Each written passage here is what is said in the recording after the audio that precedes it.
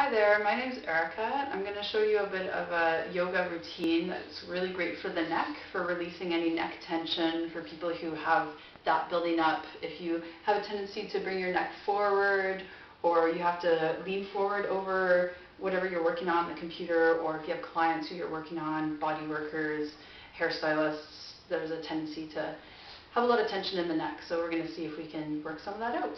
This is a seated routine. You can be seated in a chair, you can be on the floor, or my favorite, on a block. Give yourself a little bit of height that takes a lot of the tension out of the legs as well.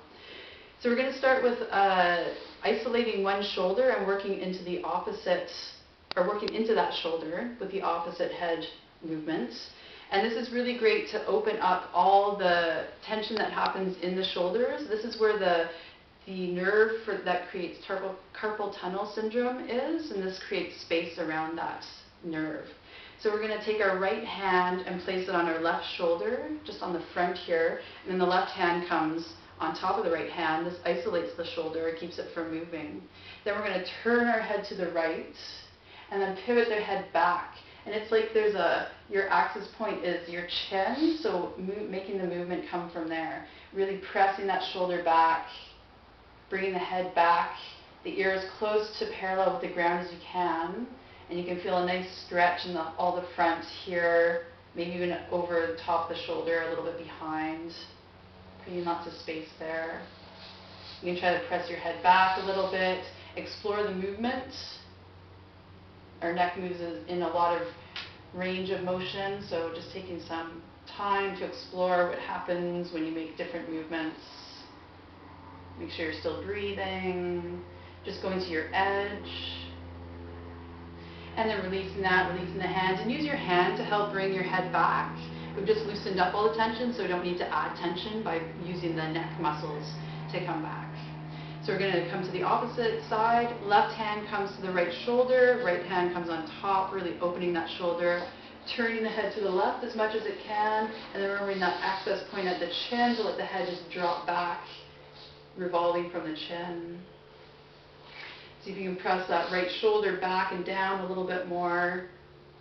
Maybe drop the left ear down again. Maybe tuck the chin a little bit while you're here. That activates some different muscles. Breathing into that right shoulder, into the spaces we're creating. Taking a couple more breaths here. And again, just exploring the angles of the neck, of the head, what muscles start to activate in different positions. And then releasing the hands, bringing that left hand to the left side of the head to push it back up to center. Releasing the hands, really pressing into the sit bones, into the back of the hips, so that you can extend your spine long, tucking the chin slightly and drawing it back to lengthen the back of the neck, lengthening right out through the crown of the head. Keeping that length in the back of the neck, we're just going to let the right ear fall to the right shoulder. The left hand can come off the hip and rest behind the leg. It helps to open the shoulder again. And if you want, you can add that right hand, letting it come around and take the left ear.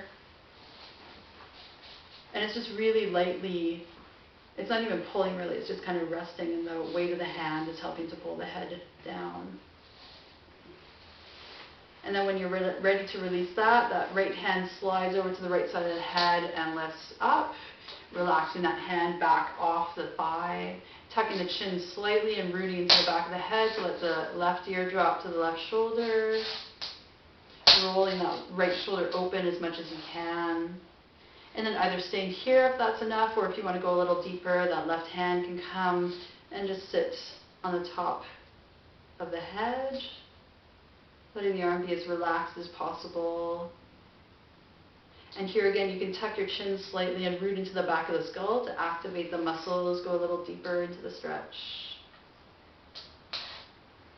Make sure that spine is nice and tall, the breath is nice and steady. And then when you're ready to release that, the left hand slides over to the left side of the head and bringing it back up to center.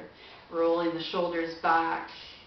And then we're going to bring the right hand to the right side of the head, nice and flat. We're going to push the hand into the head as much as we can, and then push the head back into the hand. So it's a really strong isometric movement here.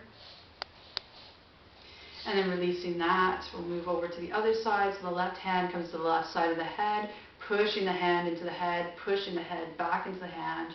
Make sure the shoulder isn't getting involved, it stays relaxed. Shoulder blade is working down the spine towards the hip, really actively pressing the hand and the head together. And then releasing that, bringing one hand to the forehead, pressing the head forward, but pressing the hand back. These movements help activate all the muscles in the neck and then release them. It's sort of like when a screw is really tight and you can't unscrew it, and sometimes it helps to screw it a little bit tighter and then unscrew it. So releasing that. And then for the back of the head, we'll bring both hands back, interlacing the fingers, and as if you're pulling your head forward, but you're equally pressing back, so really activating there.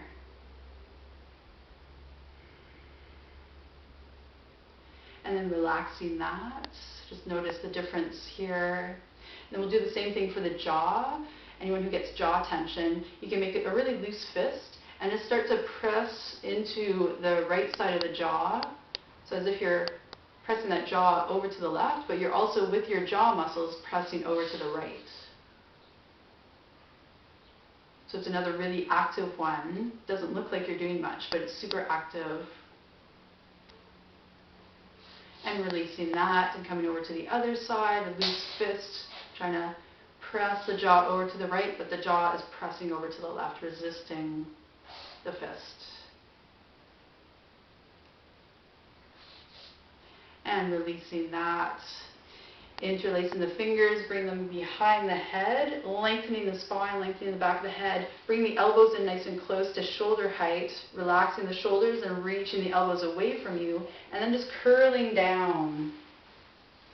So this isn't a forward fold, we're not trying to get to the ground, but it's a curling of the spine. The weight is pretty light on the back of the head so that the neck doesn't get tweaked, but you're adding a little bit of resistance there.